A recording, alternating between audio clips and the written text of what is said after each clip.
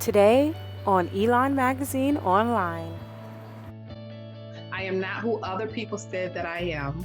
I am not my life experiences. I am this. Learning to say thank you and move on. Accepting the compliment, without an explanation, without a thank you, but. Sometimes we're driven by our emotions and logic, and goals go out the window. When we return to sender, it's acknowledging that everything is not our responsibility, contrary to what the people in your life have tried to program you to believe. Erica, thank you so much for joining us today at M Magazine. I'm so pleased to finally meet you face to face on Zoom here today. So thank you so much for joining us. Tell us a little bit about yourself. You are a psychotherapist. Tell us why you were drawn to this particular field. Well, I thank you, first of all, for inviting me. I'm really excited about having this conversation with you. So I appreciate the opportunity that you've gifted to me.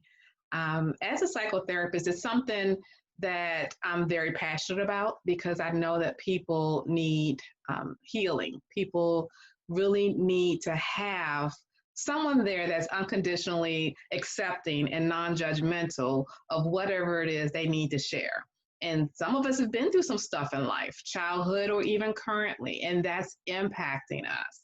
So regardless of what's happening in life, it follows you around, whether it's in your personal life or in your professional life. So as a psychotherapist, I get to work with people one-on-one in my private practice to help them with that part of their journey. And then as a workplace trainer, I get to go into organizations to try to create healthy work environments, because we all know that if you work in a toxic work environment, that is going to impact you, affect you emotionally and mentally. So I want to make sure we don't have that happening. And I get to work with students as well as a college professor to help create a new generation of people that are about helping others. Wonderful. So you have this self-care platform. Tell us a little bit about self-care. Define it for us and tell us, what drew you to have that as your particular platform. As I came into really focusing on self-care and redefining it actually because of my work with the amazing women in my practice, just through the years, women come in very burdened, feeling a lot of stress and a lot of anxiety and depression because, no one told us it was okay to take time out for ourselves. No one told us that really our needs are important. And just because we give ourselves some time and some attention, that doesn't make us selfish. I think people equated self-care with being selfish, and that's furthest from the truth. And recognizing that if we gift ourselves with time and energy and resources to replenish us, we're all the more prepared to handle everything else that's going on in life. So my definition of self-care, while it could include a mani-pedi or a spa day or massage that I think most people tend to think about when they hear self-care, my definition is the conscious decision, the gift that you give to yourself to focus on whatever it is you need at the moment. If you need to feel relaxed, then your decisions are going to be in alignment with that. If you need to feel accomplished, then your decisions are going to line up with that. So self-care is, number one, having a heightened level of self-awareness of what you need. And number two, having the boldness to say, I'm important enough to receive it. So Erica, let's take self-care from the time we wake up in the morning to the time we go to bed in the evening. So one of the things that you talked about was having affirmations. I really enjoyed this particular portion of your conversation because they're titled the I Ams. And, as we've spoken about before, I am is a spiritual, they are spiritual words. They are biblical, straight out of the Bible. I am. Could you talk to us a little bit about why these affirmations are important? Also tell us when you recommend that we recite them. I think we should do them first thing in the morning and maybe throughout the day. But, from your perspective, talk to us about the I am statements. Whatever we're saying, we're listening to. So if you are speaking words that are negative or harsh or overly critical of yourself, you're listening and you're believing. But if you're speaking words of affirmation, if you're speaking words of strength and determination, you're listening and you're believing. And I am is a powerful, powerful way to start your sentence because it's saying, this is who I am. I am not who other people said that I am. I am not my life experiences. I am this. And like you, I am a woman who believes very, very strongly in her faith. And I am is a powerful statement from the Bible, who we are told we are as outlined in there. And if we are able to figure out who we are and declare that through your I am statements, I am powerful, I am intelligent, I am courageous, I am an overcomer, I am victorious. You know, these don't have to be hard words, but they have to be words that you apply to yourself and begin to walk in and make decisions from. And I like what you said, starting your day with it is a powerful way to really determine the course of your day with your I am statements. Erica, I think everybody remembers the movie, The Help. I've heard people quote this, you know, when she's talking to the little girl who has, you know, her mother's not treating her very well, and she gives her those affirmations, I am important, you know, and she went on and said to the little girl and made her repeat them after her, you know, I am important, you know, I'm special, you know, and so on and so forth. And words are important. We speak words into power. And when everyone has those kind of affirmations, you put them in your head, you believe them, you live them. And when someone tells you something different, you may even tell them, that's not true, I am, or tell yourself, I am. So words of power. Definitely, because we start to believe it. And like you said, when other people tell us stuff that we've already discredited, we don't need to own it. Just because they said it doesn't mean we need to receive it. Just because they said it, and if it contradicts what we already know to be true about us, it makes us that much more able to say, no, I won't take that. Another interesting thing you discussed was not taking on everything, and that every time you say yes to someone else, you are saying no to yourself. How do you know when to say yes and when to say no? Well, yes and no, while they're two very different words, they tend to operate together. Now, because we're not usually able to multitask very, very well, it's best, we're most efficient when we focus on one thing at a time. And because we haven't mastered the art of cloning, we can typically only be in one place at one time.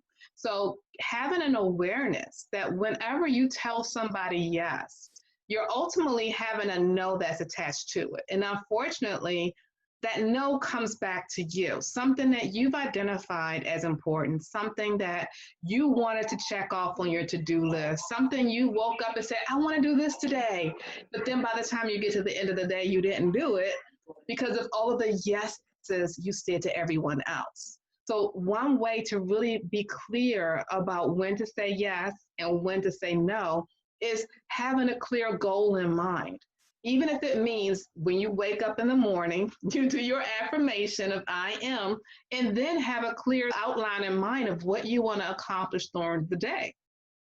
With that in mind, and obviously having your long-term goals there as well, but having a clear understanding of what's important to you and why it's important will help you know, okay, I can say yes to this, but really this one over here, I need to say no to because there's some things that are important to me that I want to get done too. Absolutely. And saying yes to other people can definitely set you back to putting your goal aside to meet somebody else's needs. So we just, I guess, have to have the discipline to, you know, not do that. Also, Erica, I found your return to sender conversation interesting as well. So if it's not yours, give it back. How exactly does that work? When we return to sender, it's acknowledging that everything is not our responsibility. contrary to what the people in your life have tried to program you to believe. You are awesome, you're amazing, you can fix a lot of problems and you have a lot of answers. So some people in our lives may come to depend upon us for those very reasons. And number one, yeah, it feels kind of good to be the one that everyone turns to. So it kind of strokes our ego a little bit. But we do feel this burden of responsibility for other people, to the point that now they don't even try to fix their own stuff. They just come to us for the answer, and we automatically step in and save the day. We become enablers. We enable people to the point that they are not operating in their own strength and their own abilities. So to return to sender means to give them back their stuff, because it's not yours. And sometimes you can go cold turkey and just cut them off. But there are other times you need to take baby steps where incrementally you may start giving them back their things. Whereas if you had that sister friend or that guy friend that constantly came to you because they were behind on their bills and they just need a little bit of money to tide them over to their next paycheck, normally you may just reach in and give them the money. But instead of that, relying on your default setting, let's return to sender and start talking to them about different ways that they can find the money or different strategies that they can implement so that they don't find themselves in this situation again. So sometimes we can go cold turkey, sometimes you need to take baby steps, but ultimately the goal is to give them back what's theirs so you have more space to operate and focus on what is going on in your life. I definitely get that. And sometimes we do, like you said, enjoy being the one to save the day. But sooner or later, then we turn around and wonder, how did that happen? When did that happen? How did I get to be the person that this person always comes to for? And then we also have to know how to realize when we are enablers. I think a lot of people don't even realize that they are enablers. I don't think they get that. So it's important for us to, also recognize when we're the behavior that we're exhibiting. And then sometimes maybe we can say to the person, what's the plan? Especially if it's somebody who keeps coming back to you, because I think people don't really like to hear you say to them, what's the plan? Because that means, this is getting ready to end some kind of way, and I don't know if I want this to end. But definitely, I understand what you're saying. The next one that you spoke about, I really, really, really had to practice. Learning to say thank you and move on. Accepting the compliment, without an explanation, without a thank you, but so-and-so helped me do this, or thank you, but I could have done it better. So learning how to say thank you is something that both men and women need to learn how to do. Why is that so difficult for some of us to just say thank you and move on? Thank you can be hard, as you said. And I think a large part of it is because we tend to be our own worst critic. We can point out all of our flaws. We can point out all the things that went wrong and all the things that we could have done better. And we see all of the imperfections, which tends to blind us from all of our awesomeness, the things that did go well. And we're very uncomfortable when someone compliments us because instead of focusing on our strengths, and the positive outcomes, we're focused on the negative ones. We don't recognize that other people see our greatness. So if we just allowed ourselves to see it too, things would work out a whole lot better. So really being confident in yourself. No, we're not perfect, but we still can operate in greatness. And sometimes our light is shining so brightly that other people can see it and they comment on it. So our self-worth is tied to it. Our unrealistic expectations of ourselves is tied to it, to the point that we're very uncomfortable with the attention because we think other people will see it. So we're quick to deflect it back and put the attention back on the other person. If we just say thank you, it stays here. If we say thank you, I like that, or thank you, it was really this person that did it, then it takes the attention off of us. And that makes us feel much more comfortable. So practicing thank you, just receiving it as it's offered at the full strength. We don't want to dilute it and only receive half of it as opposed to getting all that's intended. So just receive it with a smile. And that really is something that I think a lot of us need to practice, because you get a lot from a compliment. It makes you feel good. I mean, if someone says, you look fantastic today, or you look beautiful today, then you feel beautiful. But if you say, thank you, but girl, it took me all morning to, try to figure out what to put on and blah, blah, blah, blah, blah. Or you did a great job at work and you say, thank you, I worked so hard on that. Thank you for recognizing that. And you're right, that's part of that receiving, because all that's going inside your spirit now, and it's making you feel good, and it's actually, producing positive outcomes for you as a person. So I get that. A lot of us are going to work on that. I personally had to work on that too, because I was one of those people who would say thank you, but now I receive all of it. I don't hesitate to receive it all. I love it. And I love your awareness that this is an area that you can continue to grow and develop in. I mean, we need to have that heightened sense of awareness and say, hey, if I focus on this area, I bet you I will see some improvement. And then being willing to do that. And removing the but from the sentence is one of the best things we can do. You remember what it was like in school, the function of the conjunction. Whatever is in front of the but is gone. All we do is focus on what came after the but. So really removing that and putting a period is very powerful. That's so funny and right on time. I won't get into it, but one of my granddaughters called me last night and she had an English question, and I started saying, girl, don't you know about conjunction, junction? What's your function? And she's looking at, we're on the phone, and she's like, what? And I said, come on. So I sang the whole song for her as well. And she was cracking up, and I said, come on, tell me you really don't know about that. And she says, no, I don't. They don't know what they're missing out on. Anyway. All righty, so back to it. Here we are. And this is a topic that we really need to address, the superwoman syndrome. That's what I'm going to call it. Asking for help. We as women think we can and should be able to do it all. And I shared with you how sometimes I'll have packages in my hand, grocery bags, whatever it is, and someone says, hey, can I help you with that? And I'm like, no, I'm a woman. I actually say that. No, I'm a woman. I'm put something else on my head. I can carry it all. I've got kids. I've been trained to do it all. But that is, while that's funny, it can be something that makes a woman feel tremendous pressure in her life. So, how do we stop ourselves from putting that kind of pressure on ourselves in our life? We have to recognize that, yes, we have been gifted with so many strengths and abilities that allow us to do so many things. But just because we have the ability to doesn't mean that we need to do all things.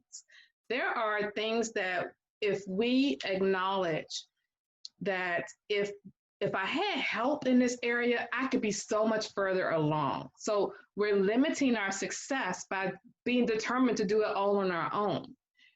Part of that is we see asking for help as a sign of weakness. We've kind of been conditioned to say, I'm a strong woman, I'm a strong Black woman, meaning if I ask for help, that means I'm a weak woman.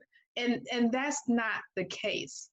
Actually, it's a sign of intelligence to recognize just how much further you can go if you acknowledge the need for some assistance. So we don't like to be vulnerable.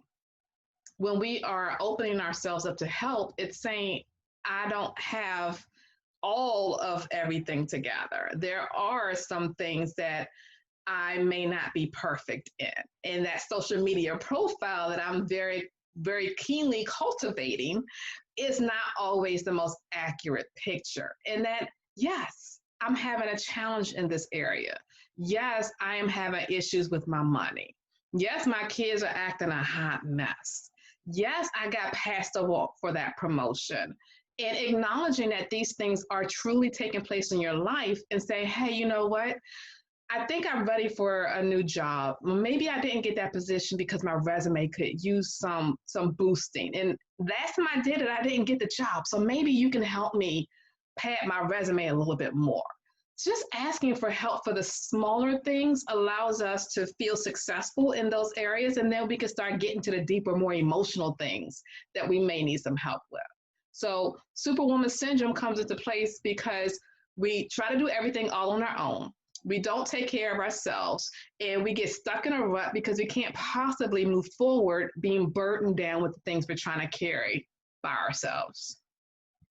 There was a song a long time ago, and no man is an island, no man stands alone. And I think everybody probably needs to apply that to their lives. And we can try to do things solo, and we may get so far, but we definitely need other people in our lives to help us. What would I want my world to look like? What kind of people do I want to surround myself with? And I always want to surround myself with people who are positive influences in my life, because there are people that you come across in your life, and they have negative spirits, and they put that negativity every time you see them. It's negative, negative, negative. And all of those things, what people don't realize is all those things get into your spirit, and they can bring you down. So you have to be careful about the kind of people that you put into your life. You're going to form a circle, a circle of support. And you have to make sure that you've got people in it that will check you when you need to be checked, and people that will tell you the truth. And so I've tried to, put those types of people in my life. Those are the people that I know I can trust, because trust is a part, of getting over that superwoman syndrome. Can I trust this person with my most vulnerable, secrets? Or, I call it creating my own world. And I think that if a lot of us, sat down and took the time to do that, then we could shape our lives the way we want them to be shaped.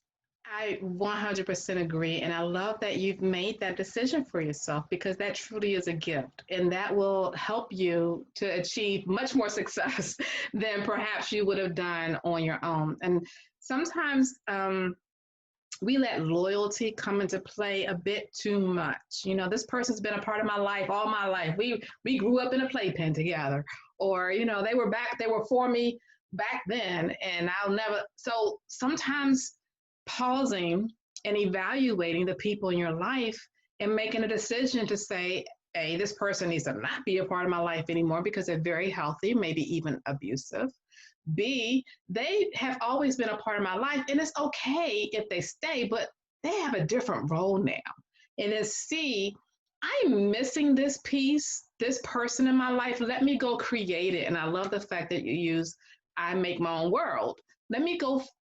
After acknowledging I need this in my life, let me go create it. Let me encounter some new people and invite them in. Allow them to be there for me by saying, I need help. Would you operate in this way for me? And I guess that kind of brings us to our next, question, and that's about accountability partners. So I assume that these people can also be what we're going to call our accountability partners. We define who they are and why we need them, but why do we need accountability partners? Why is that important? We have really good intentions a lot of times, and we really, really want to, for example, accomplish that goal of saving money. But then things happen, and we start repeating those cycles, those routines. We go back to our comfort zone and our default setting, and we get stuck. And the same thing happens over and over again. It's like Groundhog Day. So sometimes if you have a trusted person in your life that you share with them, hey, this is something I really want to see happen in my life. These are the changes I want, and this is how I'm going to accomplish it. That accountability partner can give you some gentle check-ins. I'm not saying I need to, be all like a drill sergeant, unless that's what you need. But if they just are giving you some gentle check-ins, hey, Erica, I know you said that you really wanted to meal prep this week. It was going to help you with, your exercise goal, your weight loss goals, and your financial goals. So how did that go? Did you make it to the store like you planned? That accountability, knowing somebody knows what I want to do and they want to ask me about it, gives us those gentle reminders to stay the course, to make sure we're saying no and yeses when we need to, so that we can move forward in accomplishing our goal. And that's the role of an accountability person. And we have to be very clear about what they're capable of too, and setting realistic expectations of them. Absolutely. Now, the last question that I have for you is about creating rituals. You speak about creating rituals. And let's say we're at the end of our day. We started out, with our affirmations, and now we're down to creating rituals. What is the importance of having a ritual, and why do rituals work for us? Rituals are important because we tend to be emotional people. Sometimes we're driven by our emotions and logic, and goals go out the window. So even though you may have identified something that's really important to you, i.e., self care, if you don't feel like it, or perhaps a burden of guilt comes into play and you want to do something for someone else, then you're more likely to do it if that is your driving force. But if you have rituals around certain things, it removes the emotion from the equation. It actually removes the thought from the equation, because you just know that I do this, then I do that, then I do that, and that is it. And what you're doing is you're creating new habits for yourself. Now, it takes a while for us to establish new habits because we just naturally stay in our comfort zone.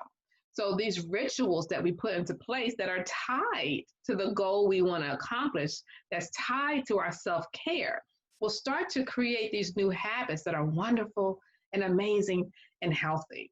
And that habit, that ritual, can be tied to the beginning of the day. It can be tied to the end of the day. It can be tied to the middle of the day.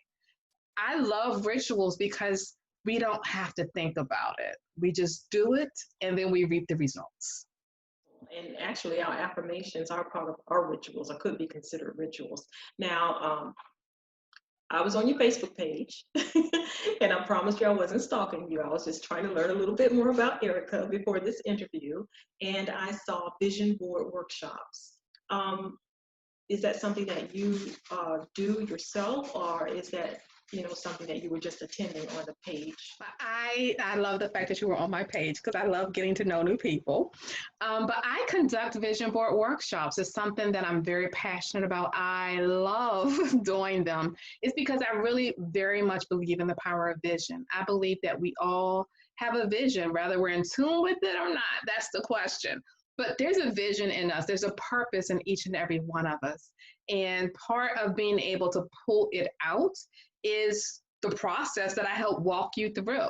This whole thing started because I recognized that the amazing women that I was working with in my practice and my coaching business were really not operating in their greatness. They were being focused on other people. They felt very stressed, very anxious, very depressed because they didn't have any direction in their life. They got up, they did the same old thing, they went to the job they didn't like, and they went home and they went to bed.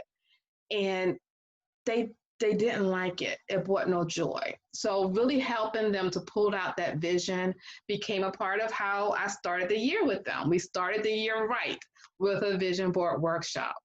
And I love the way that I actually conduct a vision board workshop, which is a little bit different than how others sound. Typically, when people do a vision board, they say, okay, this is what I want. And they say, I want to buy a house. So they go flipping through a magazine and they find a picture of a house and they put it on the board. And there's absolutely nothing wrong with doing it that way. But I found that when we operate in that direction, we're only operating from our current belief system, from where we believe we're capable of going. But if we operate from a grander scale, then we are removing the limiting beliefs that keep us playing small. So the way that I conduct a vision board workshop is really to pull that out of you, to remove the limiting beliefs, to remove those things that tell you that you can't do it. And from there, we pull your vision together, that big vision, and then we create your goals. Because you can have a vision, you can have a vision board, but if it's in the back of your closet, it's not doing you any good. So you need some goals, and you need some strategies, some action steps to tie into all of it so that you can actually accomplish the goal and the vision. So it started out with just doing it for women at the beginning of the year. And it's kind of snowballed. So now I do them for other women groups, whether it be sororities or book club meetings or professional associations. Organizations are also an amazing opportunity for vision boards because it creates engagement and collaboration and communication within the team. And we all need that because, like I said, we need to get rid of that toxic work environment and having vision board workshops is a great way to do that. Evening, but I'd like to ask you, Erica, when it comes to yourself, what do you do for self-care? You're calling me on it here, so I'll go ahead and tell you.